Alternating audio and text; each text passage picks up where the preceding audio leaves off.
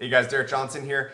My mom is always on my case. Derek, when are you going to get married? All your friends are getting married or at least engaged. And there's kind of a joke in our family that, I'm married to my company.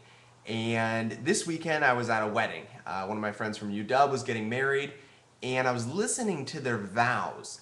And it was interesting. I was sitting in the back and I was listening and kind of taking it all in.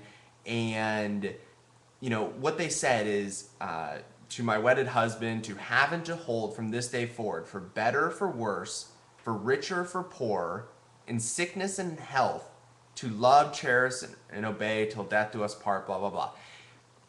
And I was thinking about it, and I was like, that kind of sounds like the commitment that I made to my startup when I started. As weird as that sounds, I think that's true. I think, starting a marriage and starting a company are very, very similar.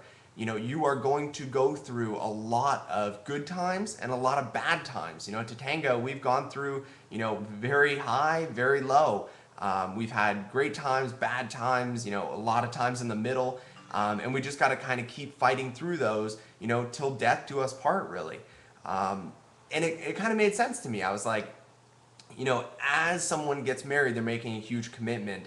I made a huge commitment to run a company, to take funding from investors, and that commitment is really a bond to them to say, hey, look, I'm going to do this no matter what, and it's going to survive, it's going to last.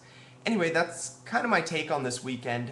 It was it was a great wedding, but it was an interesting kind of thought I had, watching, the ceremony and thinking, okay, maybe I can't get married at this point right now, but I have made a huge commitment, just like my friend made a commitment to her, her husband now.